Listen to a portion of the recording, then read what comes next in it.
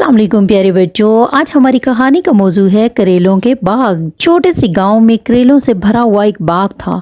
देहातियों ने उसे यकी गार्डन कहकर पुकारा, लेकिन एक मुतजस्सिस लड़की लिया ने सोचा कि ये बाग इतना ख़ास क्यों है। एक दिन लिया ने बाग को तलाश करने का फ़ैसला किया। उसकी मुलाकात बर्ड्स नामी एक दोस्ताना मक्खी से हुई जो करेले पसंद करती थी।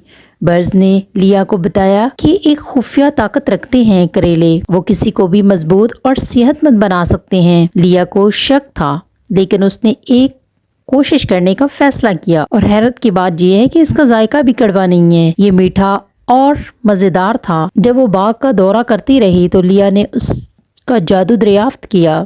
करेले मुख्तलिफ रंगों और शक्लों में उगने लगे, सुर्ख, नारंगी, पीले और यहाँ तक कि जामनी रंग के। लिया ने उन्हें अपने दोस्तों और ख़ानदान के साथ बांट दिया और वो सब मजबूत और सेहतमंद हो गए। फिर एक बहुत बड़ा तूफान गांव में आया, जिससे बहुत से बागात तबाह हो गए।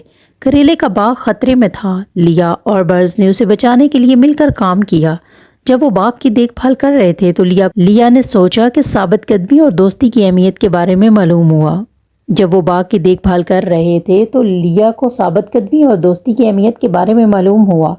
बाग फिर से फला फूला और गांव वालों को उसकी कदर का एहसास हुआ। गांव के लोग उसे मौजज़ाना बाग कहते हैं। लिया और बर्ड्स हीरो बन गए और बाग इस जादू की अलामत बन गया जो गैर मुतवक्के जगहों पर पाया जाता है। बरसों बाद लिया के बच्चों और पोतों ने बाग का दौरा किया, उसकी खुफिया ताकत और फितरत का ख्याल रखने की अहमियत के बारे में सीखा। जी बच्चों, कैसी लगी आपको मेरी कहानी?